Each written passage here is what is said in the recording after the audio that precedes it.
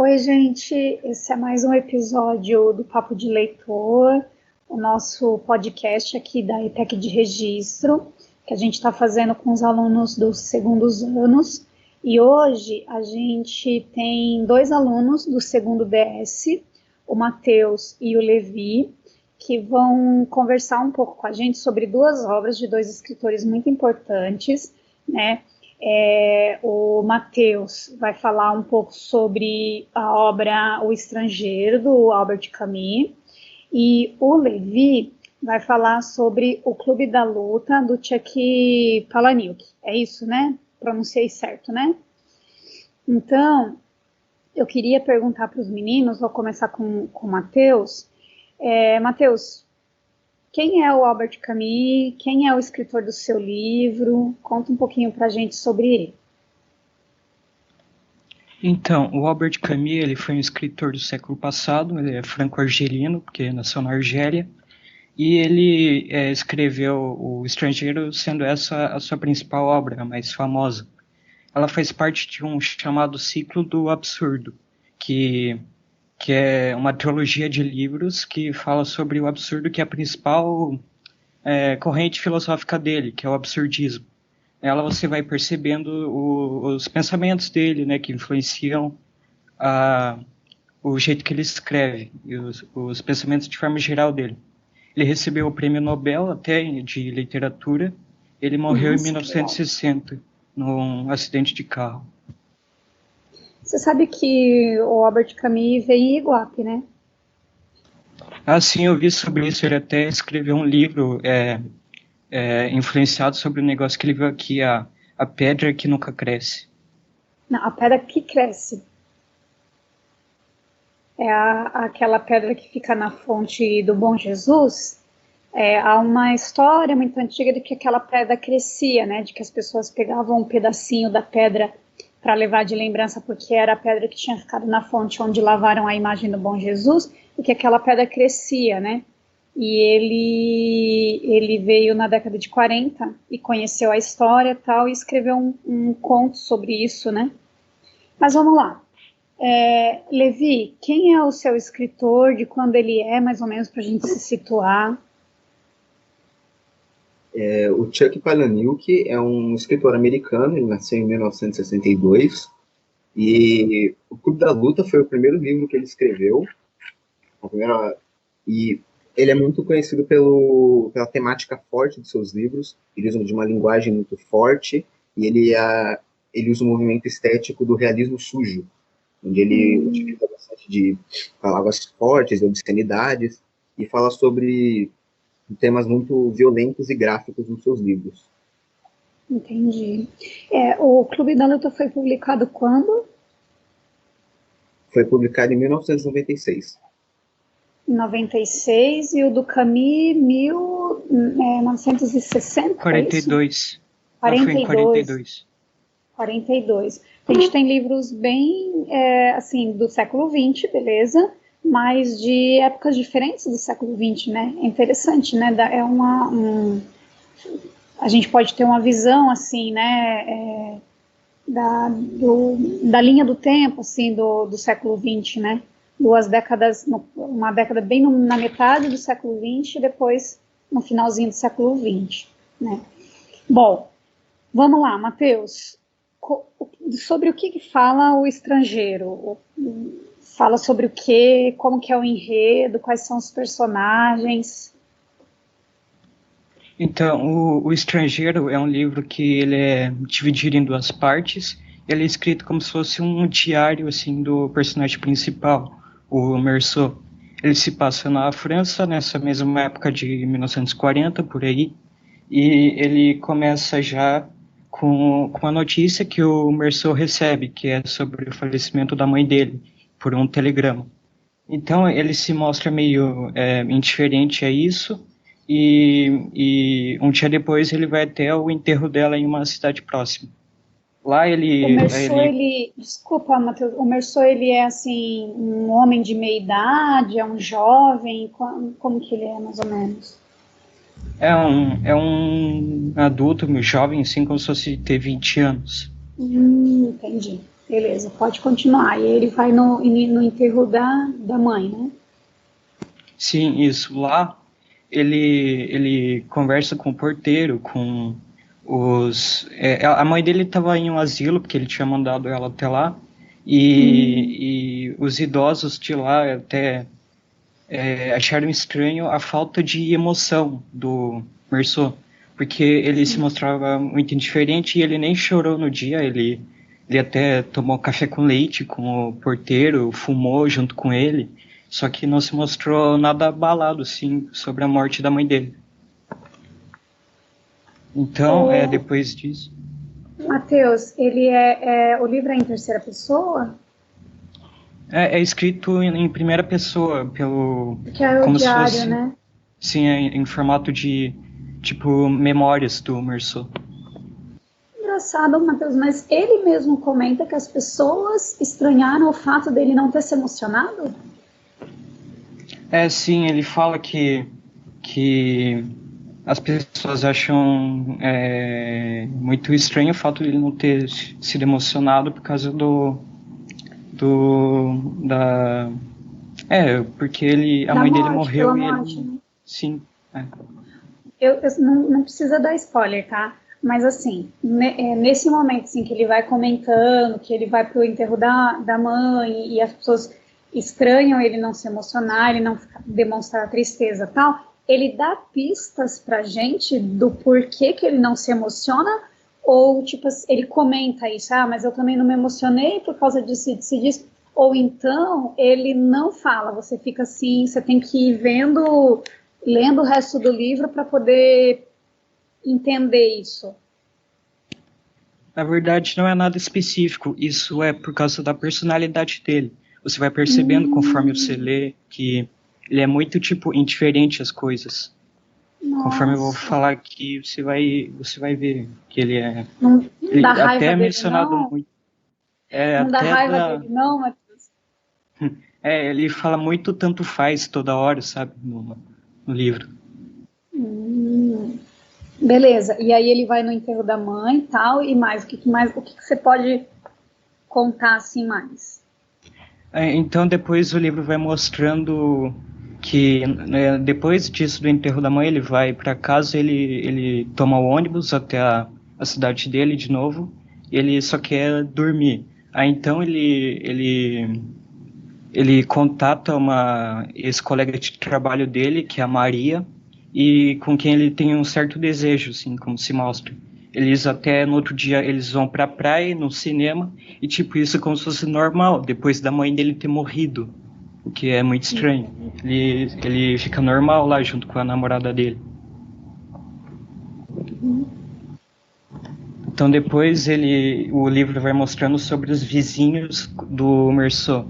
O velho Salamano, que é um idoso assim que tem um cachorro com quem ele briga muito e até chegar dá pra ouvir, né, da casa do Merceau e dos outros vizinhos dele, essas brigas.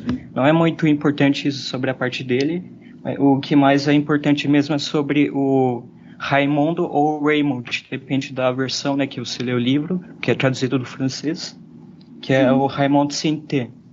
O que ele faz é que eles jantam, o Merceau acaba virando amigo dele, eles jantam juntos uma vez, e o livro fala que o Raimundo ele se relacionou com uma árabe, e nesse relacionamento eles brigam, e uma vez ele até chama a polícia, que até rolou sangue e isso durante a briga.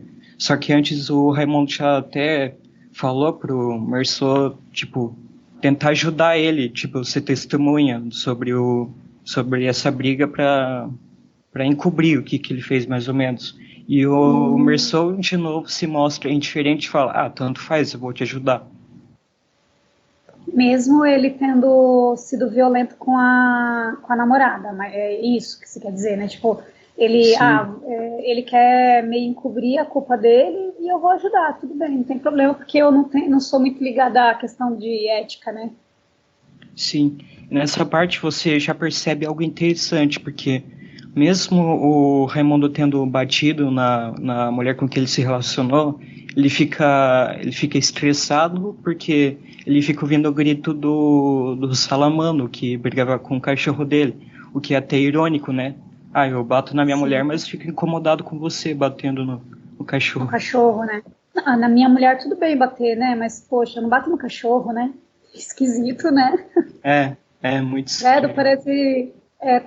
não sei, assim, tá me lembrando uma postura, assim, meio do Laranja Mecânica, sabe? Tipo, meio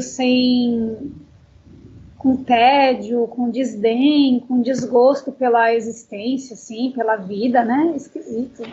Sim, esse tema até é relacionado aos nossos livros, como você vai ver. Legal. Então, e aí, o que mais que você pode falar que a gente não possa considerar, tipo, um spoiler, assim? Então, depois disso, o Mersau recebe uma ligação na casa durante o trabalho dele do Raimundo. O Raimundo convida o Mersau e até a namorada dele para passarem um domingo lá nas férias na casa de praia do Raimundo. Aí ele falou de um negócio sobre os árabes, que era um grupo de árabes que um deles era o irmão da mulher com quem o Raimundo se relacionou. E ele, por algo disso, de ter batido nela, ele busca meio que vingança. E o Raimundo avisa sobre o Mersau sobre isso, que até fala, tipo, se acontecer alguma briga, você me ajude lá. Entendeu? Aí, de novo, o Mersau se mostra, ele fala, tanto bom. faz, vou te ajudar. Esquisito, né? Que amizade bacana é essa, né? Tá bom. Olha, vai ter um cara lá que talvez queira me bater, você me ajuda? Tá bom, tudo bem. Credo, né? Sim, é muito estranho. Então, nesse dia, tava muito sol na praia, aí eles acabam indo lá na casa, almoçam, e eles já veem na própria praia o grupo de árabes que estava lá. Então acontece lá essa briga e o Mersau acaba cometendo um crime do nada, sim, praticamente do nada. Eu não vou contar muito sobre isso, eu acho que é melhor não contar. Aí acontece isso e ele acaba sendo julgado e preso. Nossa, esse tanto fez custou caro, hein? Tanto faz, custou carinho pra ele, hein? Isso é o que você vai ver e você até percebe isso, que o próprio Mersau, tipo, ele tem consciência do que acabou de fazer, mas ele é como se fosse uma consequência da falta de motivo para viver dele, que você vai percebendo conforme ele fala. Matheus, deixa eu só adiantar uma pergunta que está aqui na minha cabeça, assim, que, nossa, você vê essa personalidade do Mersau, você vê alguma relação dessa personalidade dele com o título do livro, Estrangeiro? O que você já tinha passado pela sua cabeça? Que ficou martelando na minha cabeça, estrangeiro, estrangeiro, estrangeiro. Sim, é como se fosse, tipo, essa personalidade dele sobre a indiferença das coisas e do mundo, é como se ele fosse o estrangeiro no mundo, que até se relaciona até com o pensamento do escritor, de absurdismo. Eu vou falar mais depois um pouco sobre o absurdo, só que fala sobre é um conflito da falta de... Assim, é algo até absurdo, como o próprio nome já diz, é o conflito entre a falta de busca a falta de sentido no universo e a busca de necessidade de sentido do ser humano. E isso até é relacionado com a personalidade do Mersau. Entendo. Bom, sobre o enredo você não pode dizer mais nada, né?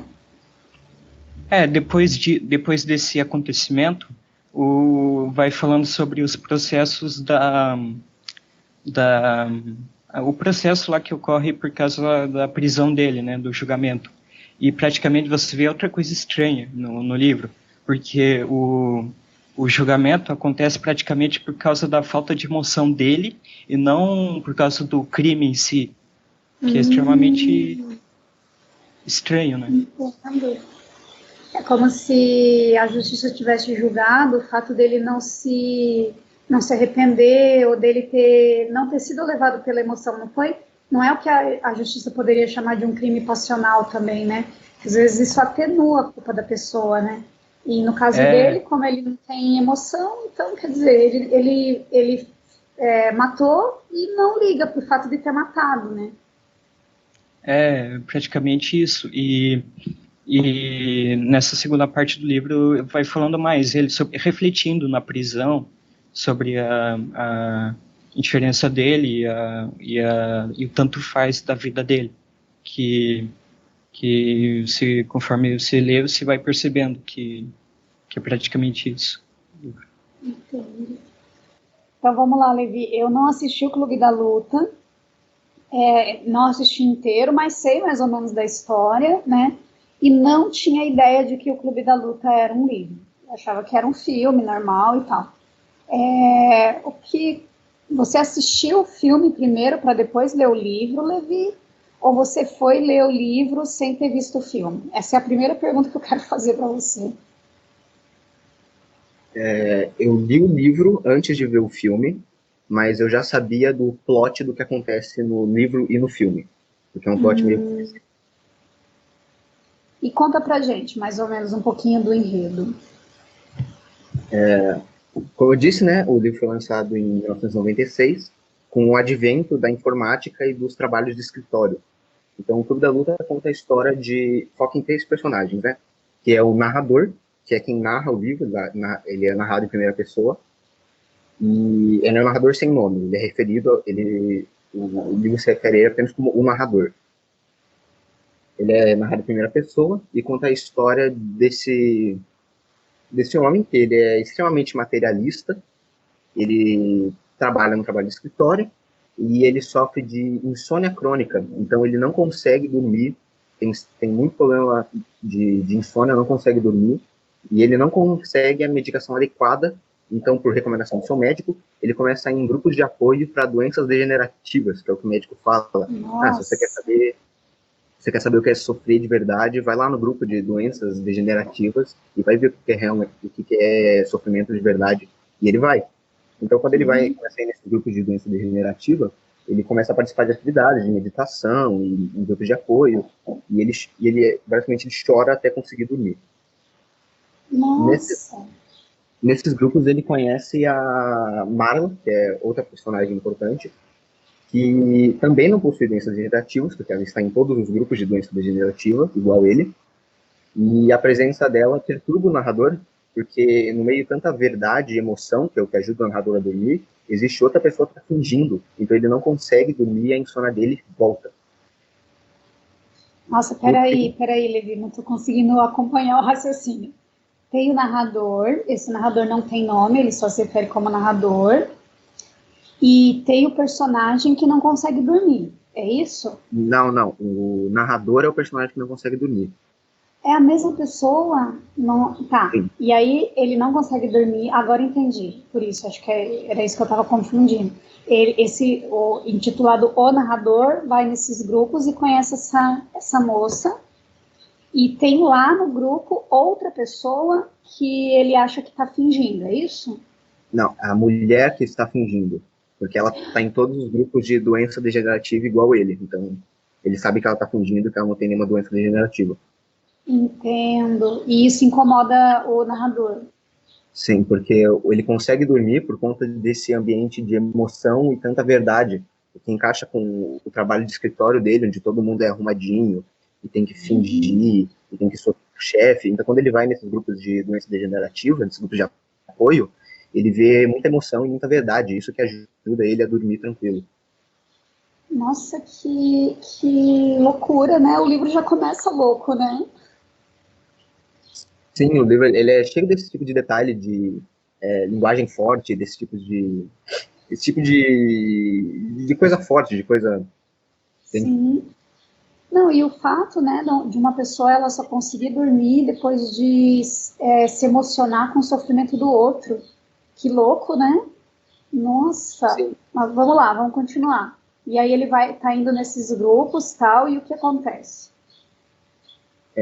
Por fim, ele faz um trato com a Marla para eles revezarem as reuniões. A Marla, ela vai nos grupos de apoio por um motivo semelhante. Enquanto o narrador ele vai para os grupos de apoio para se emocionar e conseguir dormir, a Marla vai lá unicamente para assistir o sofrimento alheio. Ela diz que trabalha numa funerária especificamente para lidar com gente morta. Ela é uma pessoa muito mórbida e ela é uma pessoa sem medo de morrer. Então ela diz que ela só está esperando o momento onde ela vai morrer. Enquanto ela não morre, ela quer assistir as pessoas morrendo. Gente do céu, meu Deus, que pesado! Não é, gente? Né, Matheus? Não é pesado? Arthur, Odak, que tá aí também escondidinho Nossa, assistir. muito. Gente, muito pesado, meu Deus. Então ela vai porque ela quer se emocionar um pouco, porque ela também, tipo assim, ela também não tem emoção mais, né? Porque ela acha tudo normal, ela até gosta da ideia de morrer, então ela quer ir lá para. Não é para ver as pessoas sofrerem porque ela é sádica, é isso, né? É mais para que ela aprenda a se emocionar com o sofrimento dos outros, porque normalmente ela não se emociona. Será que eu entendi direito? Ela tem uma obsessão com a morte. Então ela fica aguardando o dia que ela vai morrer. E enquanto ela não pode morrer, ela assiste os outros morrendo. Nossa, é muito pesado, gente. Por que vocês estão lendo esse tipo de coisa? Mas beleza, vamos lá. E aí, o que acontece? Depois que ele faz esse trato com a Mara, eles não se veem mais por um tempo. Ao longo do livro, também conhece o Tyler, que é outro personagem importante, que é um homem que trabalha num período noturno de um cinema, cujo passatempo dele é colar imagens obscenas no rolo dos filmes para passar enquanto as pessoas veem, só que por muito curto período de tempo as pessoas não percebem. Ele conhece o Nossa, é um Tyler. personagem pior que o outro, gente. Sim, ele conhece o Tyler quando ele estava tentando fazer uma escultura numa praia com troncos de madeira, e ele conhece o Tyler lá. Eles são, obviamente, são pessoas bem perturbadas. A gente já percebeu. E aí eles se tornam amigos. Sim, o Clube da Luta, que é o que dá origem ao título, surge quando o narrador pede para que o Tyler dê um soco nele. Eles estavam saindo, né, no estacionamento de um bar, porque ele nunca tinha brigado antes, e ele queria saber como é que era. E aí é meio Nossa. que surge o Clube da Luta. Mas a história começa a desenrolar mesmo quando o apartamento do narrador, como eu disse, ele é uma pessoa extremamente materialista, então ele descreve todos os itens que ele tem na casa dele, o sofá, o tapete. O livro fala muito sobre essa sociedade de consumo e essa necessidade de ter um trabalho e comprar uma casa e ter uma casa mobiliada, todo esse tipo de coisa. Mas por conta de um vazamento de gás no apartamento dele, o apartamento dele explode com todas as coisas dentro. Nossa. Então Tudo ele que ele valorizava, né? Sim. Então ele começa a morar com o Tyler, que mora numa casa velha e decrépita e toda suja. E ele começa a morar com o Tyler. Que ele depois descobre, né? A Marla começa a sair com o Tyler. Então ele menciona também como o Tyler e a Marla, o relacionamento deles lembra o relacionamento dos pais dele, que um não estava na mesma sala enquanto o outro estava. Então quando a Marla entra, o Tyler sai, e quando o Tyler entra, a Marla sai, entende? Eles se evitam. Com o Mas, tempo, mas estão juntos, né? Apesar de evitarem, estão juntos, né? sim, o Clube da Luta, que é o que dá origem ao título, né? Ele começa a história começa a desenrolar nessa espiral de loucura a partir do momento que o apartamento explode. Porque o que antes era só, entende, uma briga entre eles dois, começa a formar um clube num porão de um bar, desse mesmo bar, onde eles juntam trabalhadores que também estão cansados da vida para se encher de porrada para extravasar as amarguras da vida. Entendo. Essa parte da história, eu acho que é a parte mais conhecida, né? Mesmo quem nunca assistiu o filme, mas lembra dessa parte, né? Uhum. Então, assim, tem muita sobre a filosofia do Tyler, né? que é sobre como os trabalhadores, né, que também estavam cansados dessa vida de consumo, vão para lá, porque lá no Clube da Luta não importa a profissão que você tem, o quanto você ganha ou que roupas você veste, porque lá eles são todos iguais, é para isso que eles vão lá. E aí eles vão lá para lutar e eu nunca entendi exatamente, né? Eles vão lá, mas é assim, eles se enfrentam e só, ou tem algum tipo de aposta, tem algum tipo de campeonato, ou não, ou é tipo assim, bom, hoje eu quero lutar com você, vamos lá, vamos lutar até um de nós dois não aguentar mais. Como que O Clube da Luta acontece? tem regras, né? Então a primeira regra é não falar sobre o Clube da Luta e a segunda é não falar sobre o Clube da Luta. Mas as regras são que se for a sua primeira noite no Clube da Luta, você tem que lutar. Então se você foi lá, você tem que lutar, é obrigatório. E depois disso você pode só ir lá para frequentar. Mas não tem aposta, não tem nada do tipo, é só, eu quero extravasar, então você vai, você entra numa rodinha e outra pessoa que quer lutar entra na roda e vocês lutam. Até Nossa, a hora que um fala, tá bom, chega, eu não aguento mais. Ou ele para de responder. entendi. Então é importante também mencionar esse aspecto meio masculinista do livro, né? Que Ah, com certeza. os homens, eles não conseguem lidar com, sei lá, o tédio da vida e com o trabalho, então eles vão para uma rodinha, uma roda punk, sentir de porrada, até cansar, entendeu? A violência é um jeito deles lidarem com tudo, já que não é muito comum dentro de uma sociedade machista o homem falar, né? O homem falar sobre isso, sobre como ele se sente, sobre como ele vê a vida, né? Então, como ele não fala, ele é levado a extravasar essa angústia de outro jeito, por meio da violência. É muito comum na nossa sociedade, né? É um retrato, assim, ainda muito atual, apesar da história ser da década de 90, ainda é um cenário muito atual, né? É uma questão muito atual, né? Essa violência. E aí, o que mais? Você consegue falar mais alguma coisa sem a gente começar a dar spoiler para quem está ouvindo a gente ou não? Sim, sim. Com o tempo, esse clube da luta não se espalhando, né? Então, o que era antes só um clube da luta dele, do Tyler, juntando algumas pessoas, começa a se espalhar. Então, eles formam outro clube da luta em outro lugar, e outro clube da luta em outro bairro, em outro clube da luta em outra cidade, em outro estado, até o momento que o clube da luta se torna uma gangue feita para promover caos e anarquia. Então, Nossa. eles formam um grupo de terrorismo e vandalismo, onde eles explodem prédios, fazem pichações. É tudo orquestrado pelo Tyler, com cada vez menos participação do narrador. Entendo. Então, conforme a história vai se desenrolando, o narrador decide que ele tem que parar com tudo da luta e ele tem que parar o Tyler. E aí que começa toda a história do plot, que a gente não pode contar porque é spoiler.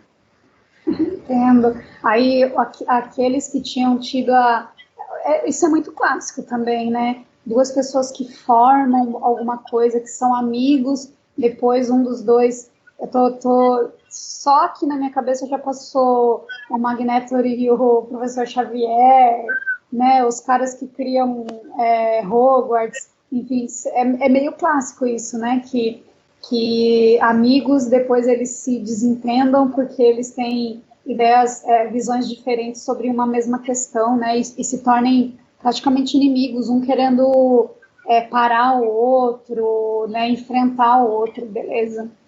Sim. Agora, meninos, pode falar. Outra coisa que eu acho interessante no livro é o sentimento de paranoia que vai criando em torno do narrador, porque em todo lugar que ele vai, ele vê as pessoas com curativos e machucados no rosto. Então ele vai tomar um café e ele vê que o garçom dá uma piscadinha para ele, porque sabe que eles são Ele os é do fundadores. clube. Uhum.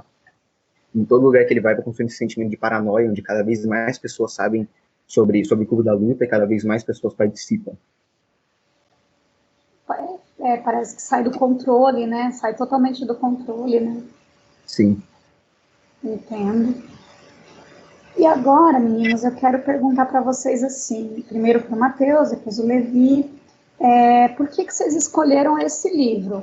Primeiro, são duas perguntas, tá? Bem diferentes, assim, ó. Por que vocês escolheram esse livro para ler, né? Se foi indicação de alguém e tal. E depois eu queria saber porque dos livros que vocês leram, vocês escolheram esse para apresentar para os colegas, né? E porque essa lista a gente fez há muito tempo, bem antes da pandemia, tal. Por que vocês escolheram esse livro? Primeiro para apresentar só lá na sala de aula para todo mundo e depois aqui no podcast. Matheus pode responder primeiro, Matheus?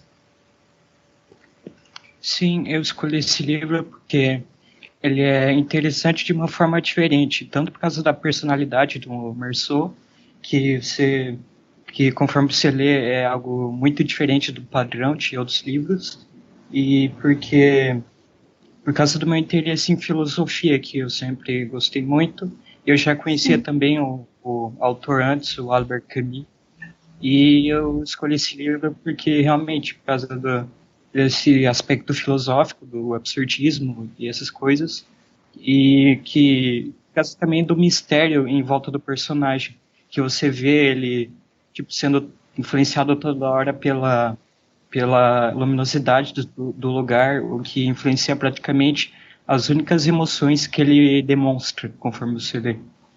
Entendo. Mas foi alguém que te indicou esse livro, ou como você já conhecia o Camus, você já tinha lido outros livros dele e disse assim, agora eu vou ler O Estrangeiro porque é o mais famoso? Ou foi alguém que te indicou?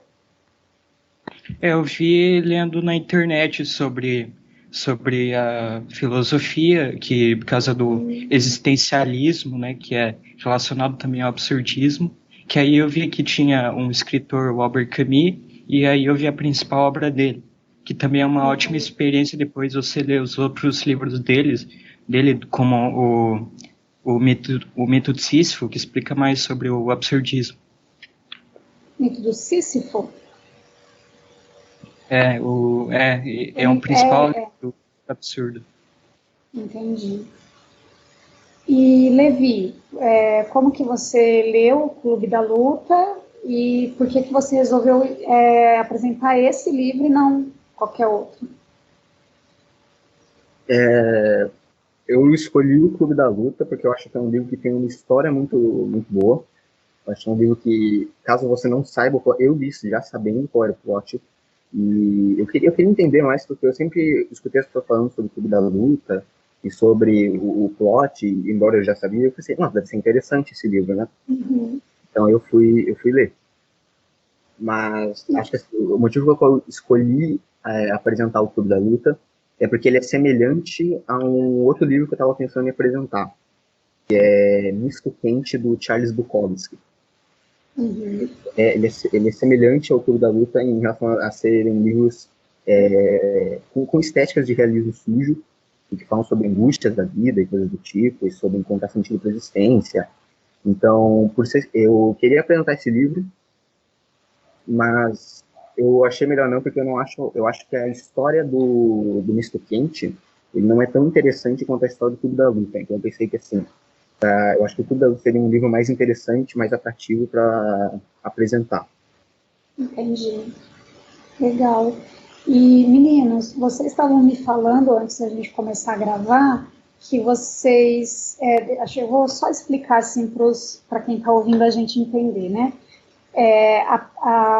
Essa dinâmica de apresentação de livros, normalmente, quando ela é feita na sala de aula, ela é feita individualmente, né? Cada aluno vai lá e apresenta o seu livro e a gente conversa sobre o livro, mas de maneira individual, né?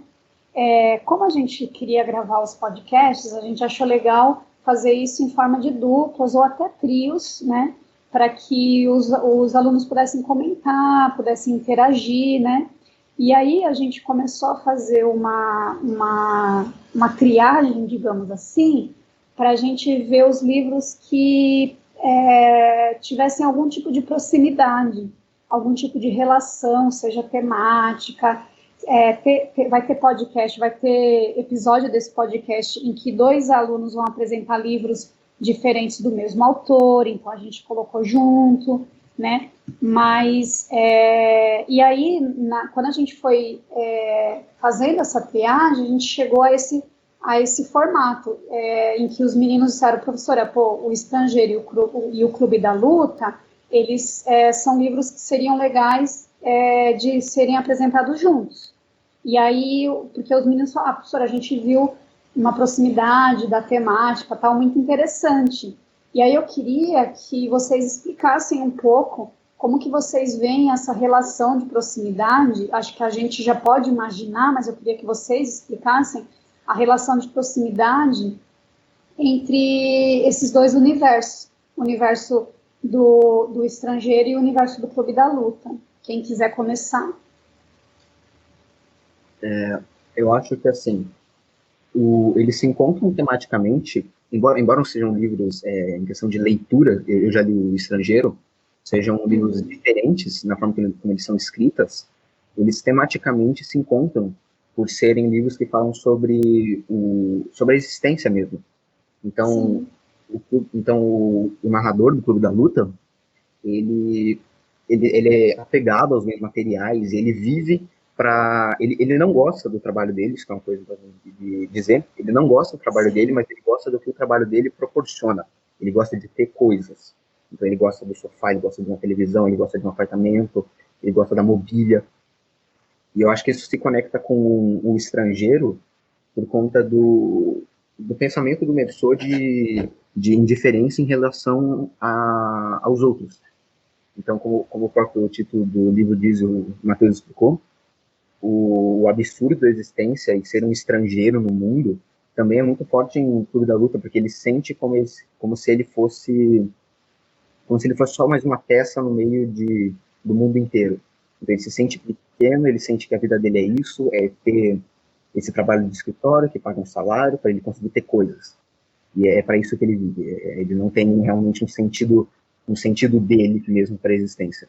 O sentido raso, né? Eu não sei se vocês me permitem assim fazer essa análise, mas a vida ela não tem sentido em si, né? Então, quando ela não tem sentido em si, quando você coloca o sentido da vida nessas coisas que não são realmente, ou não são capazes realmente de dar um sentido profundo, pleno para a existência, nada é suficiente, né? Você vê, ele deveria ser considerado uma pessoa bem-sucedida, né, que tinha uma bela casa, com belas coisas materiais, mas nem isso trazia satisfação, né? Tanto que ele precisou ir para a questão de lutar, de fazer tudo isso e tal, para dar um sentido, para extravasar essa angústia pela falta de sentido que ele via na própria existência, né? Seria mais ou menos por aí, né? Assim, essa questão. E que se liga ao Meursault no sentido de que ele reagia diferente, né? Engraçado que os dois personagens eles reagem diferente a essa angústia em relação à existência. O cara do Clube da Luta reage pela violência, né? Reage primeiro pela a insônia crônica, né? E depois pela violência. O Meursault já reage pela apatia, né? Como o Matheus colocou bem, pelo tanto fez, né? Tanto faz, tanto faz, né? Matheus? Assim, é como visto mesmo, é como se a luta do absurdo fosse encarnada no personagem do Meursault, que tenta lidar com o absurdo, que é a falta de sentido no universo, e a falta de sentido da própria vida dele.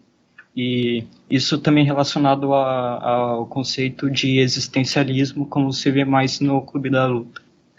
Uhum.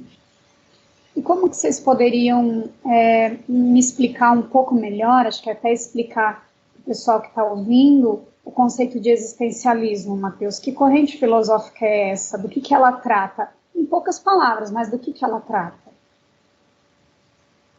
Ela tenta, assim, descrever o propósito da vida humana e de sua existência. E isso, tipo, do existencialismo foi derivado o absurdismo, que tem muita coisa comum, e isso também é contrário ao niilismo, que é muito mais, tipo, radical, e fala que a vida não tem sentido nenhum, e nada tem sentido, nem o próprio universo. Já o absurdismo é como se fosse um derivado, em que o existencialismo, ele coloca que tem dois tipos, na verdade. O existencialismo monoteísta e o ateu, que já o monoteísta é relacionado, tipo, a Deus, que o sentido Atribuir da vida... o sentido da vida é a transcendência por meio de um ser superior, né, digamos assim. Sim, é como se fosse isso, porque muito do sentido da vida vai ser atribuído realmente a Deus, e não a falta das coisas, e sim porque Ao Deus está na sujeito, sua né? vida. Entendo. E esses dois personagens, então, eles fazem a gente refletir, talvez, sobre uma questão que é antiga, não vou dizer que é uma questão do século XX, mas é uma questão que se impõe muito no século XX. Vocês concordam comigo? Que essa procura pelo sentido da vida, essa falta de sentido na vida, a gente já viu, né, em outros tempos e tal, mas ela se aperta, ela se impõe no século XX de maneira geral. Vocês concordam comigo ou não?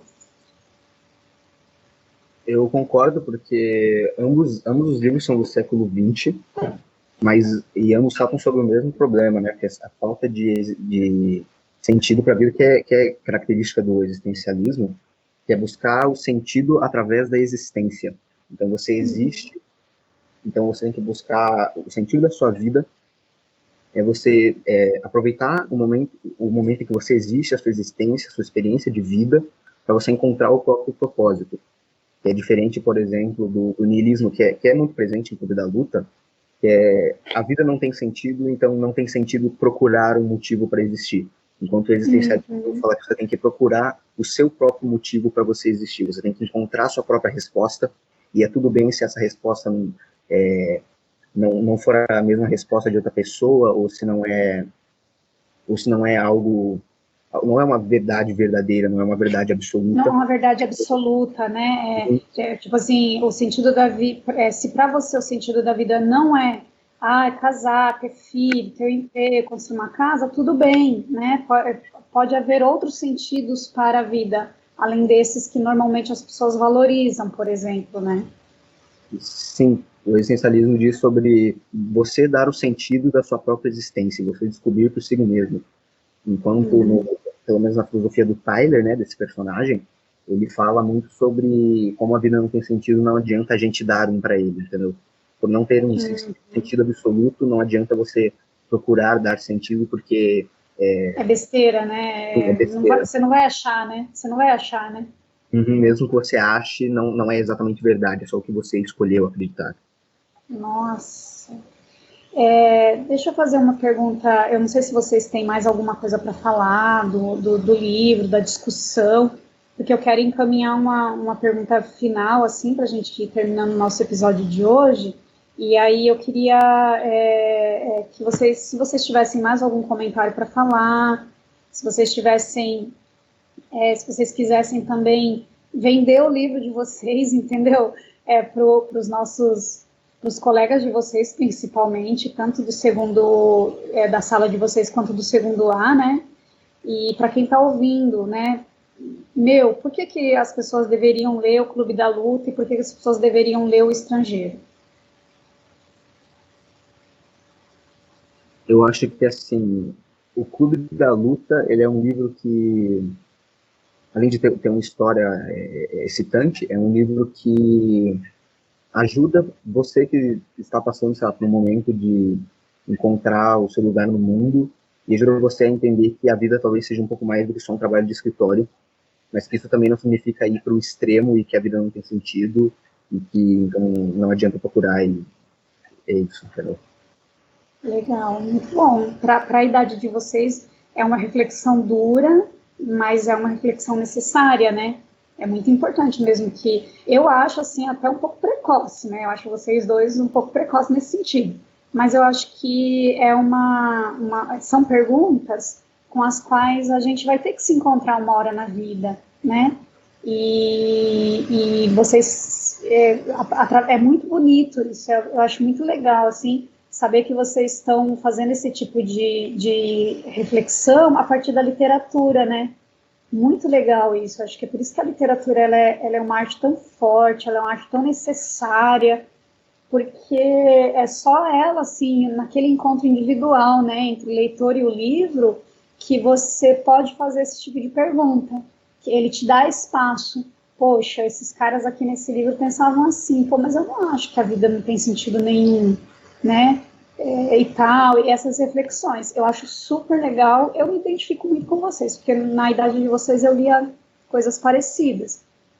Eu me surpreendo hoje ver gente tão jovem ainda, né, nessa pegada, porque na minha época, quando eu falava assim, eu tô lendo Demian do Herman Hesse, todo mundo falava, meu Deus, você tá lendo esse livro, que loucura, a pessoa da sua idade, com 15 anos, lendo o Herman Hesse, né, que absurdo e tal. E hoje, você vê como o tempo passa, né, eu olho para vocês e falo, cara, o que esses meninos estão lendo? Meu Deus, que profundidade para a idade deles. Mas eu acho legal. Fico muito orgulhosa de vocês, assim, de ver que vocês estão lendo obras tão importantes e tão profundas, assim, acho muito legal. Matheus, você não vai escapar. Por que as pessoas e seus colegas deveriam ler O Estrangeiro? Nossa, é como se você gosta assim de suspense e não na realidade mesmo do gênero de suspense, mas sim se você gosta de um pouco de mistério na personalidade das pessoas, no cotidiano delas, na relação delas com o dia a dia, você vai ver muito sobre isso com o Meursault, e tanto com a aplicação da filosofia na literatura, que você vê muito nele, nessa tentativa de lidar com o absurdo que é o que você tenta enfrentar no dia a dia, onde você tenta buscar um sentido nesse universo tão vasto. Legal. Agora, deixa uma última pergunta. Vocês acharam o sentido da vida? Vocês já sabem qual é ou não? Nossa, que silêncio! Que silêncio, meu Deus! Não. Eu acho que, assim, pelo menos esse tipo de obra, assim, muito marcante, não só Clube da Luta, como o Misto Quente, que eu mencionei mais cedo, ou, fazendo propaganda aqui, um quadrinho que eu li, a Konohana, Sandman, são obras, assim, pra mim tem tudo a ver com puberdade, quando você começa a perceber que as coisas que você foi dito a sua vida inteira talvez não sejam verdade, e você começa a se identificar como um indivíduo e fazendo parte do seu crescimento, e começa a perceber que você é uma pessoa diferente do que as outras pessoas, e você quer ser especial, e que você, sabe, você é uma pessoa diferente. Então, acho que, assim, pra mim tem muito a ver com a puberdade mesmo, quando você começa a se identificar como um indivíduo diferente dos outros.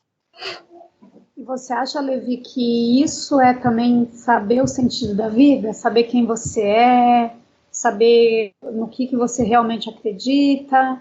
Isso também faz parte de você, desse caminho de encontrar um sentido para a vida?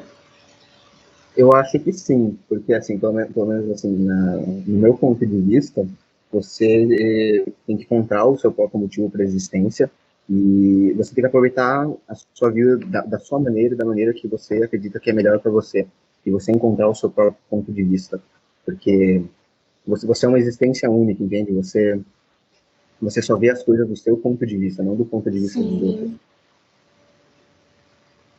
Matheus?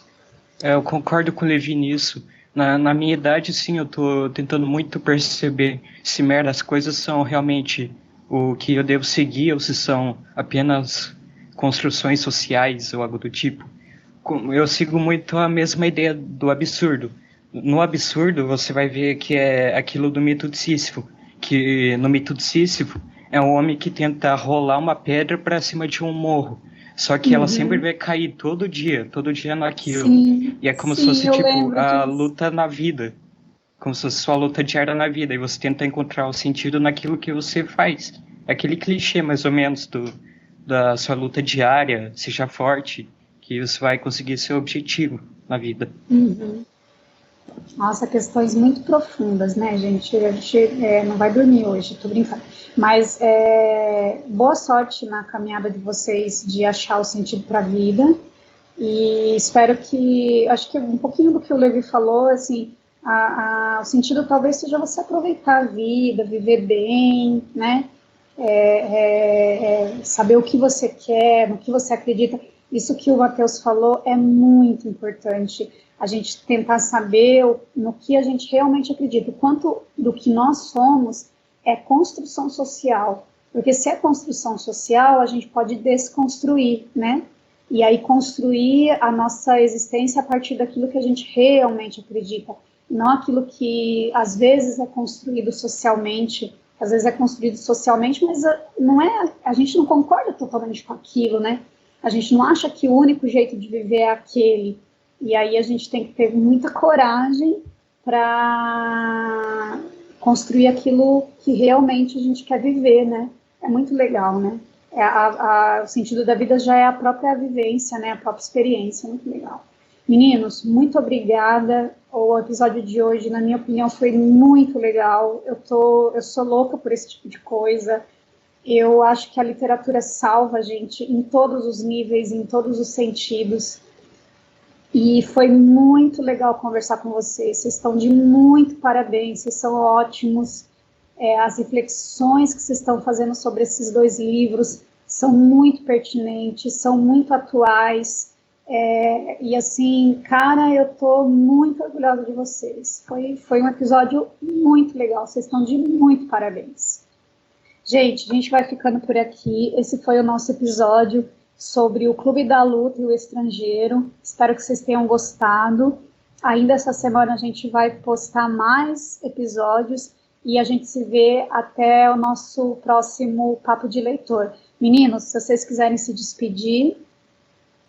Tchau para todo mundo aí, até